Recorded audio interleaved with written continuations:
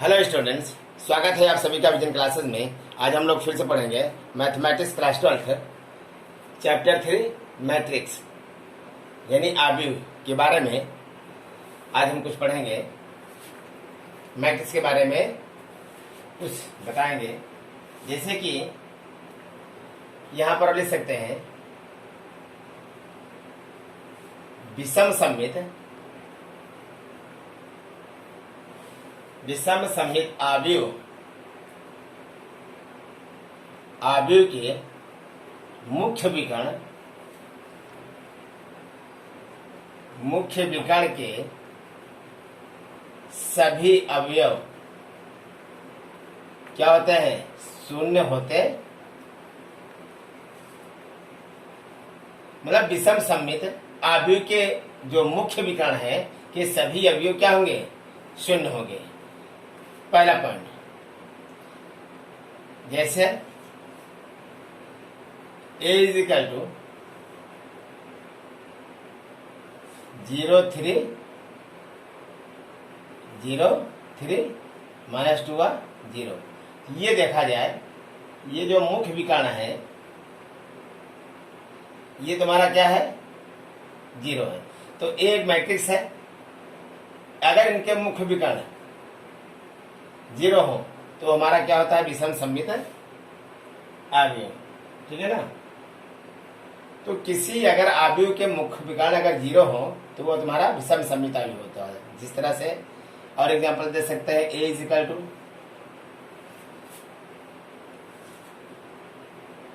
0 minus 4 5 हुआ 0। यहाँ पर देखा जाए तो मुख्य विकर्ण क्या है? इस आव्यूह का मुख्य विकर्ण क्या है? 0। तो इसलिए हमारा क्या है? विषम सममित आव्यूह। ठीक है ना? इसका दूसरा पॉइंट है, यदि ठीक है ना, यदि a एक वर्ग आव्यूह है तो a प्लस a डैश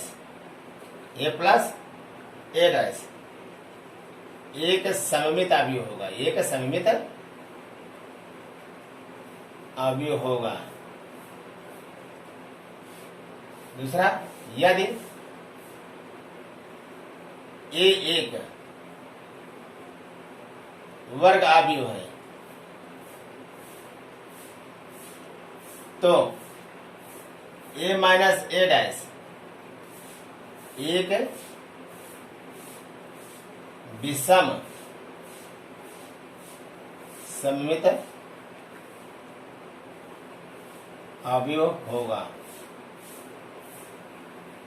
यदि एक वर्ग आव्यूह है, यदि मान लो कोई वर्ग आव्यूह का मैट्रिक्स है, अगर उसका a प्लस a डैश निकालते हैं, अगर उसी मैट्रिक्स का a डैश निकाल कर उसी a में अगर ऐड करते हैं तो एक सममित आव्यूह के रूप में आपको मिलेगा। ठीक है ना?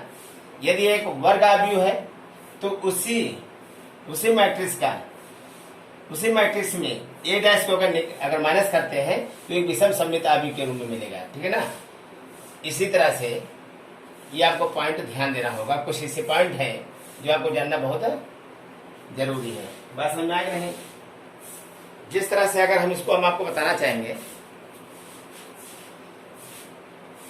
कि यदि एक वर्ग आव्यूह है तो a प्लस a डैश एक सममित आव्यूह होगा। वो कैसे सममित आव्यूह होगा आपको मैं बता रहा हूं।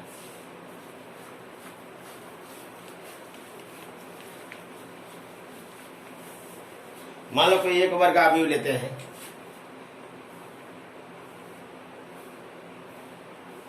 एग्जाम्पल के लिए मान लो कोई एक वर्ग आव्यूह a इज इक्वल टू 2 3 4 5। यदि a कोई मैट्रिक्स है 2 3 4 5, अब इसका a डैश निकालेंगे तो क्या हो जाएगा? a dash is equal to, row को कॉलम में लिखेंगे 2 3 4 5। तो इसी a डैश को a में जब ऐड करेंगे, अर्थात a प्लस a डैश जब निकालेंगे 2 3 4 5 प्लस 2 4 3 5, इसको ऐड कर रहा हूं 2 2 4 और 4 3 7 और 4 3 7 5 5 10। ठीक है ना। जब इसको ऐड करते हैं तो 4 7 7 10 आया, ठीक है ना। अब सममिताभी को मतलब उनको उनके सभी रो को कॉलम में करते हैं तो कोई फर्क नहीं पड़ता है। मान लो a प्लस ए डैश का मान जब आया तो इसको हम जब डैश करेंगे तो देखते हैं 4 7 4 7 7 10, ठीक है ना। जब रो को कॉलम में लिखेंगे तो देख रहा हूं इस मैट्रिक्स में कोई परिवर्तन नहीं हो रहा है।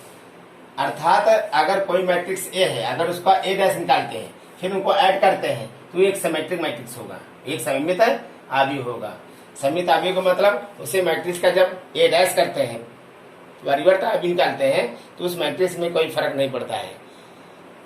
जो रो में दिखेगा अगर उनके रो को लिखते हैं कॉलम में तो उसके मैट्रिक्स में कोई परिवर्तन नहीं, इसमें तो कोई देखने को नहीं मिलेगा, इसमें कोई डिफरेंट नहीं होगा। तो 4 7 को अगर कॉलम लिख रहा हूँ 4 7 को और 7 10 को कॉलम लिख रहा हूँ तो देख रहा हूँ यही मैट्रिक्स है, ये भी दिख रहा है, ठीक है ना। ये सममित आव्यूह होता है। इसी तरह से यदि एक वर्ग आव्यूह है, एक वर्ग आव्यूह है तो a प्लस ए डैश एक सममित आव्यूह होगा, ठीक है ना। उसी आव्यूह का ए डैश जब निकालते हैं तो उसको जब ऐड करते हैं तो एक सममित आव्यूह मिलता है, ठीक है ना। इसी तरह से दूसरा पॉइंट आपका भी हो जाएगा, ये तुम्हारा a प्लस ए डैश होता है। अगर कोई एक ही मैट्रिक्स होगा, अगर a माइनस ए डैश निकालते हैं तो आपको विषम सममित आव्यूह मिलेगा। क्या मिलेगा? विषम सममित आव्यूह। ध्यान दीजिएगा, विषम सममित आव्यूह के लिए a माइनस ए डैश और सममित आव्यूह के लिए a प्लस ए डैश आपका हो जाएगा, ठीक है ना। अगर किसी मैट्रिक्स का a प्लस ए डैश निकालते हैं तो सममित आव्यूह निकालते हैं। यदि किसी a वर्ग आव्यूह अगर मैट्रिक्स है, अगर a माइनस ए डैश निकालते हैं तो एक विषम सममित आव्यूह आपको मिलेगा, ठीक है ना। इसी तरह से ये आपका सममित आव्यूह और विषम सममित आव्यूह के बारे में कुछ हमने बताया है। यदि वीडियो आपको अच्छा लगा है तो वीडियो को ज्यादा से ज्यादा लाइक और शेयर जरूर करें, और जो अभी तक हमारे चैनल को सब्सक्राइब नहीं किया हमारे चैनल को सब्सक्राइब जरूर कर लें, ताकि इसी तरह से आने वाले जो लेटेस्ट वीडियो है नोटिफिकेशन वो सबसे पहले आपको मिल सके। थैंक्स।